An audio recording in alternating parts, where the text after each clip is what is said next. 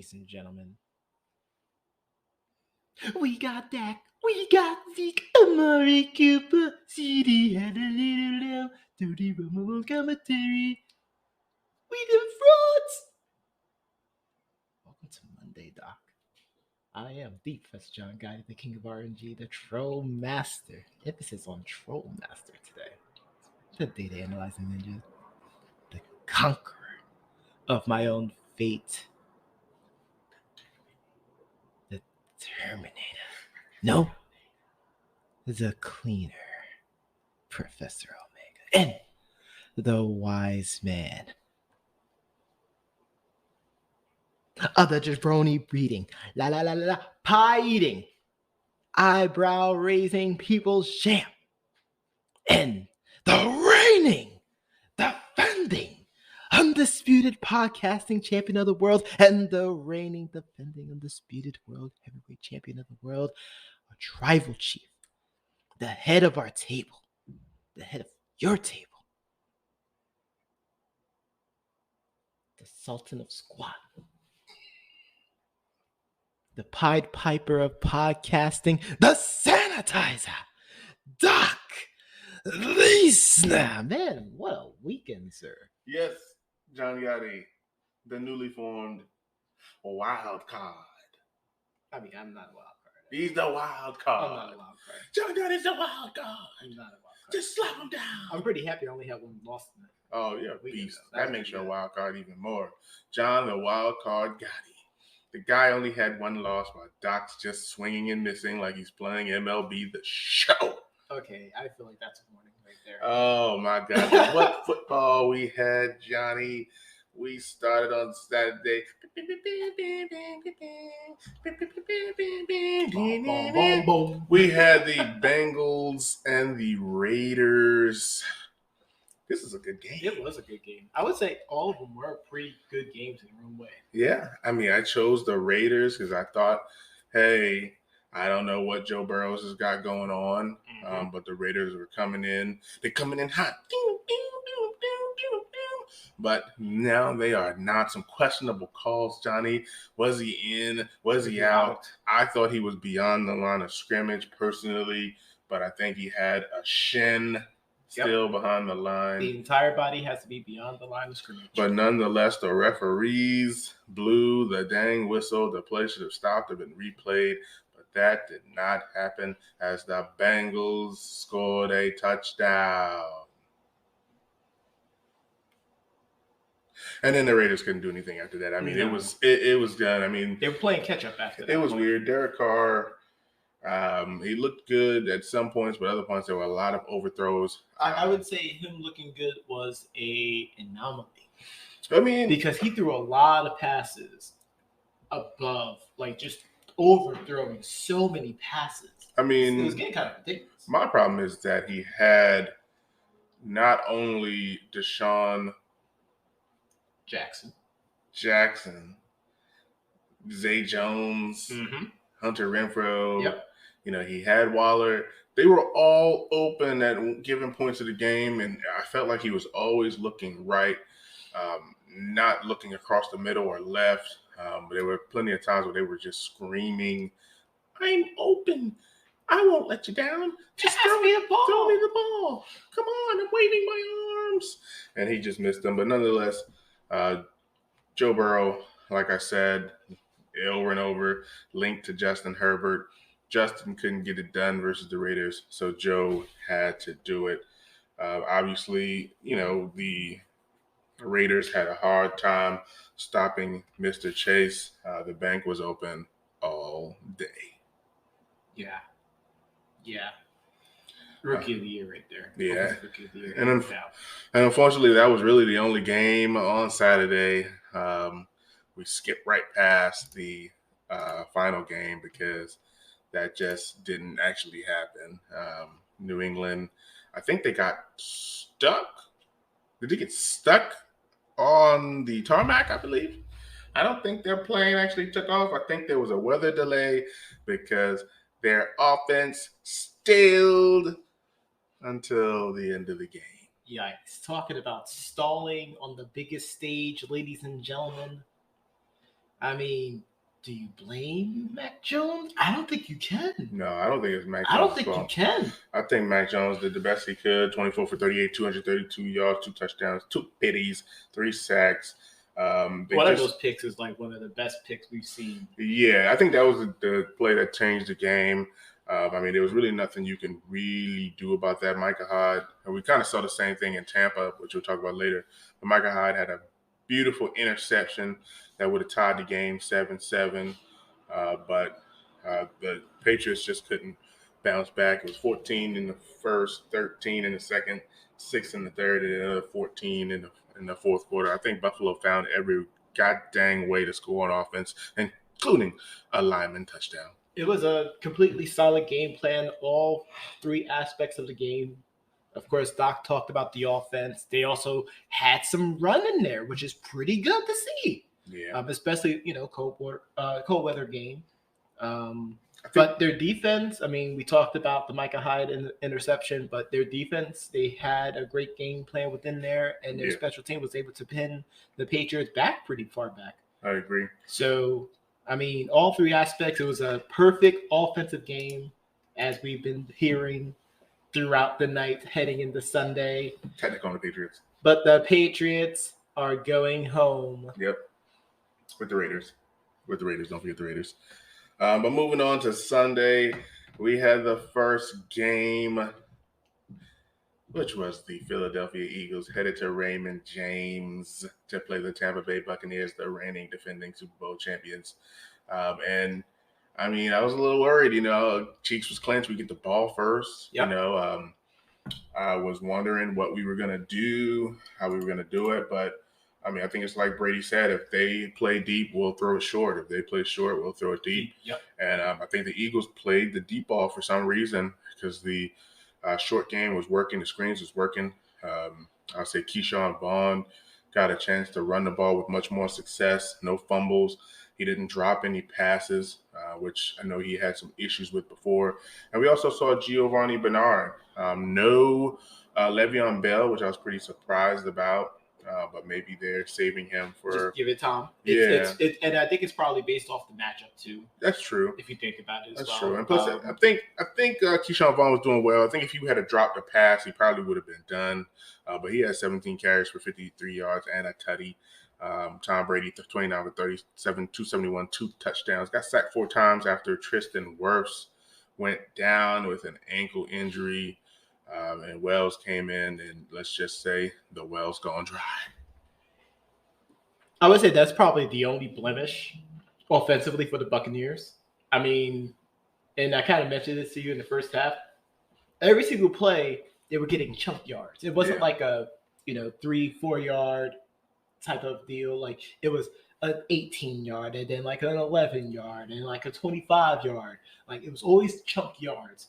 And it was as you was mentioning, due to the fact that the Eagles were playing deep. Yeah. But on the other side, I mean, Jalen Hurts, 23 for 43, 258, 1 tutty, 2 picks, sacked 2 times, ran the heck out of the ball when he did get a chance, 8 carries for 39 yards. But the real story was, the Bucs shutting down Miles Sanders. He had 7 carries for 16 yards. His longest was actually 14 yards, which is pretty rough. But, we had a hard time stopping Dallas Goedert. I think Dallas Goedert made some big catches. Absolutely. He definitely saved a couple of drives for the Eagles. Devontae Smith finally had a couple catches in the second half. But the real story here was, unfortunately, Jalen Reagor. A lot of people getting on Reagor about his muff punt, his drop pass. And a lot of people are just feeling like he is now officially, quote unquote, a bust. Yep.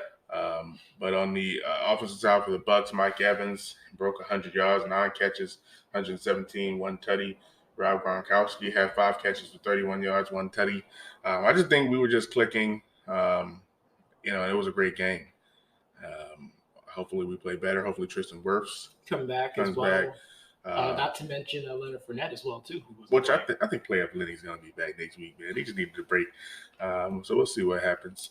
A great win for Tampa Bay. Next, at the top of the show, John Gotti gave you the chiseled Adonis version of the Dallas Cowboys going to the Super Bowl. Doc Leisner picked the Cowboys to go to beat San Francisco, and the Dallas Cowboys let Doc down.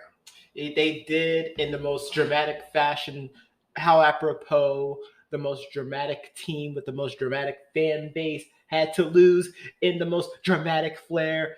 Doc El Idolo, that final drive, questionable play calling on all aspects. I know people are just going to try to blame the refs. Of course, the fans there had to blame the refs by throwing trash at them and then hitting DeMarcus Lawrence.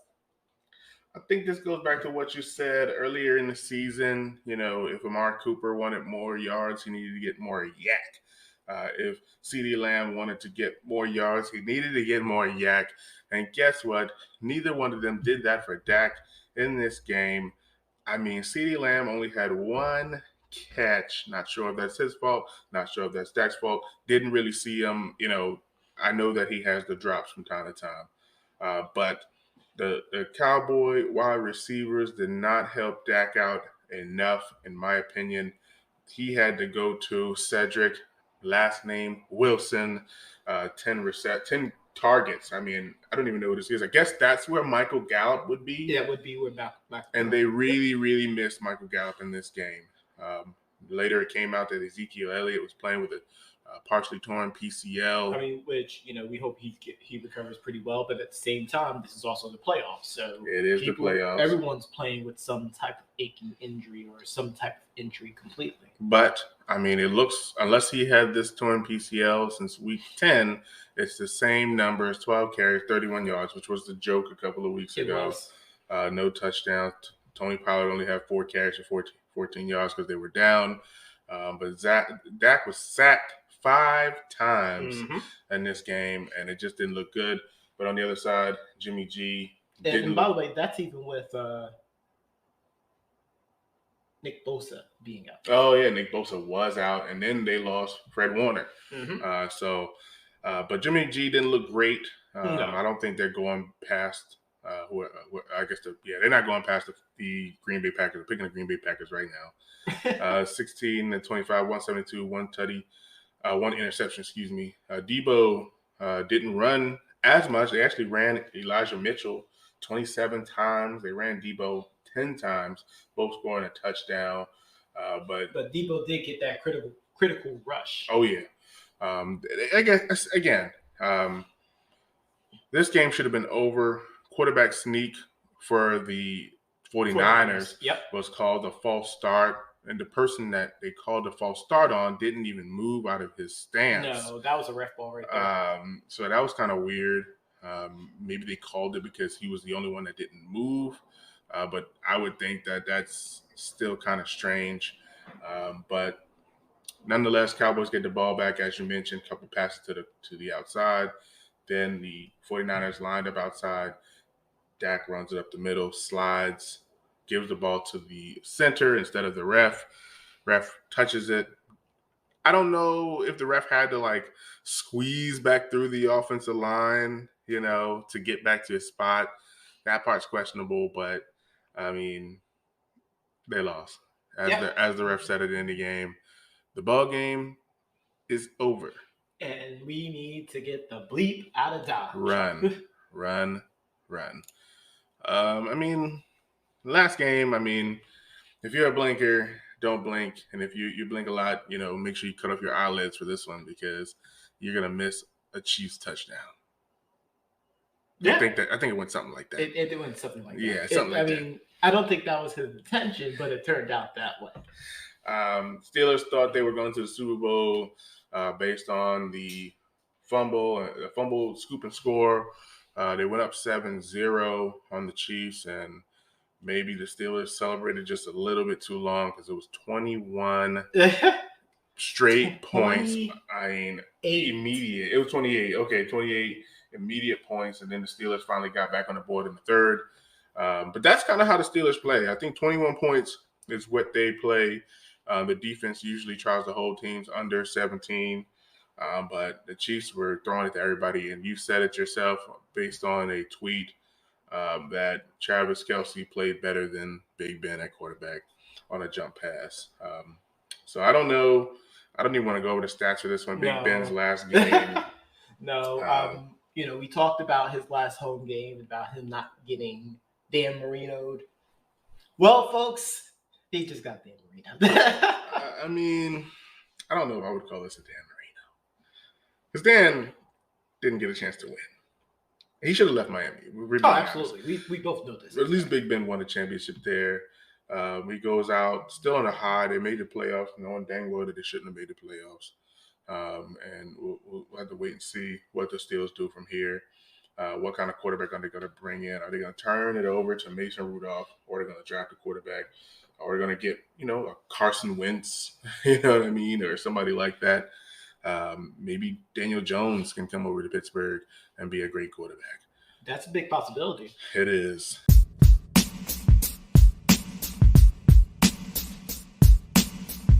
But great weekend of football. So glad we got one more, Dottie, one more.